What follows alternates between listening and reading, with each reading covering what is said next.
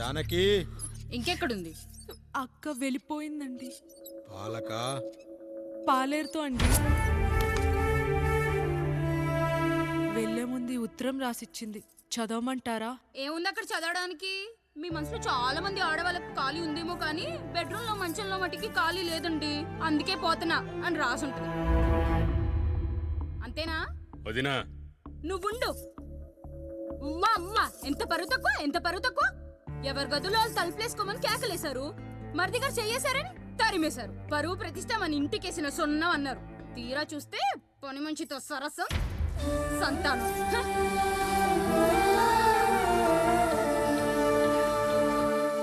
పని చేయించుకొని డబ్బులు ఇవ్వాలి గాని బిడ్డల్నిస్తారని నేనెక్కడా వినలేదమ్మా ఈ చోద్యం. ఇంక మీరు ఆపుతారా? మీరేంట్రా ఏం మాట్లాడరు? ఏం మాట్లాడాలమ్మా? తమ్ముడు తప్పు చేశాడని పట్టుకుని కొట్టారు. అదే తప్పు ఆయన గారు చేస్తే మాత్రం ఆయన ఒక్క మాట కూడా అనకూడదా?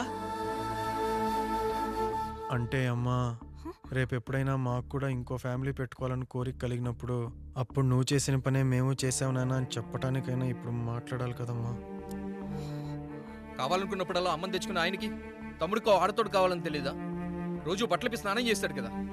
తమ్ముడు బాగా ఎదిగాడని అర్థం కాలేదా? పని మనిషితో ఆయన చేస్తే శృంగారం, ఆవిడ కూతురుతో నేను చేస్తే వ్యభిచారమా?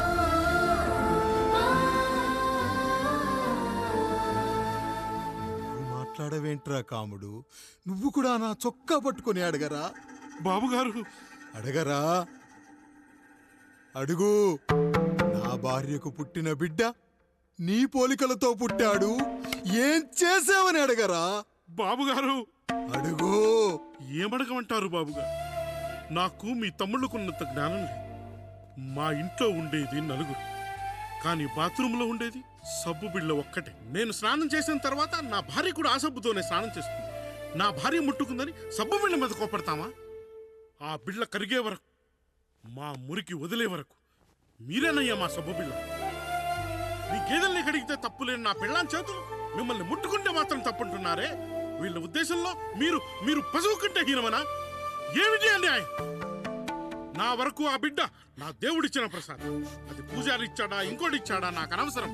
అయినా పూజారి పొంగలి పెట్టకపోతే దేవుడి మీద కోపం ఎందుకయ్యా? ఏమో, మా కోసం చెమట చిందించి పనిచేసే ఈ కాముడికి నేను చెమటోడ్చి ఒక బిడ్డను ప్రసాదిద్దామని మీరు అనుకున్నారేమో. ఇందులో కూడా నా మంచే కదయ్యా మీరు ఆశించారు. కానీ వీళ్ళు మీ ఔన్నత్యాన్ని ఎప్పటికీ అర్థం చేసుకోలేరయ్యా, అర్థం చేసుకోలేరు. అయ్యా, ఈరోజు మీ పెళ్ళాం పాలేరుతో వెళ్ళిపోయి ఉండొచ్చు, మీ బిడ్డలు ఈరోజు మిమ్మల్ని తిట్టచ్చు, కానీ ఈ కాముడు మిమ్మల్ని ఎప్పుడూ వదిలిపెట్టడు. మీ చావును ఈ కళ్ళతో చూసే వరకు మిమ్మల్ని వదిలిపోడయ్యా, వదిలిపో. మీరే మా దేవుడు, మీరే మీరే మీరే మా దేవుడు, మీరే మా దేవుడు, మీరే మా దేవుడు.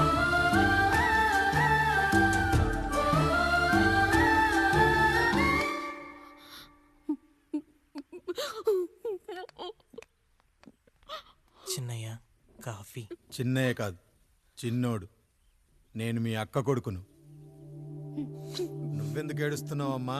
చిన్నోడా, పెద్దయ్య గురించి అలా మాట్లాడకయ్యా. పెద్ద మనిషా, డబ్బుంటే గుడి కట్టాలి, బడి కట్టాలి. వెళ్ళిన చోటల్లా కనిపించిన దానికల్లా బిడ్డలు నెచ్చుకుంటూ పోరు. ప్రతి ఊళ్ళో చెట్లు నాటించడానికి వాడేమన్నా ఆశో కూడా. గుప్పెడంత ఉల్లిని కోస్తేనే కన్నీళ్ళు వస్తాయి. బారెడంత నా తల్లి మనస్సు కోసాడు. వాడి కన్నీళ్లు కాదు, రక్తం రావాలి, వచ్చేలా చేస్తా. మనల్ని ఇంతగా మోసం చేసిన వాడికి ఆస్తి, 3 పిల్లలు. నీకు మాత్రం పేదరికం ఒక్కడే.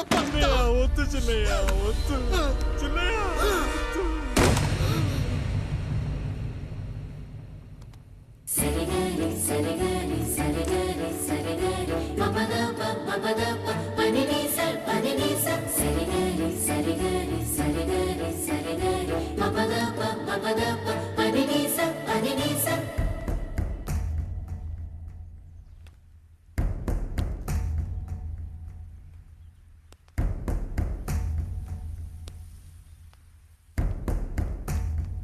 నాన్న,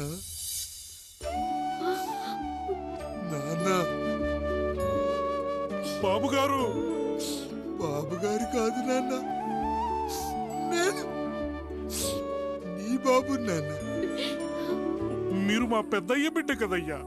కష్టపడి రైతు దుక్కి దున్ని కోత కోస్తే విత్తనాల ఫ్యాక్టరీ వాడొచ్చి ఈ పంట నాది అంటే ఒప్పుకుంటావా నాన్న? ఈ భూమి నీది, ఈ పంట నీది. నేను నీ బిడ్డను నాన్న, నీ బిడ్డను. కానీ ఆ రూపం ఈ ముఖం ఒక్కటే వాడిది నాన్న. కింద బాడి చూడు, ఇద్దరం ఒకేలా లేవు.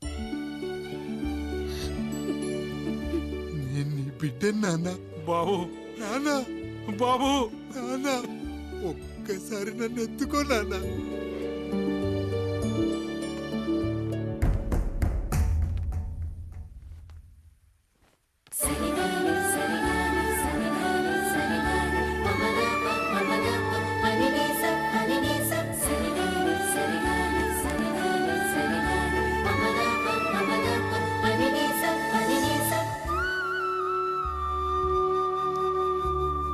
నాన్న, నువ్వెంత మంచివాడివి నాన్న.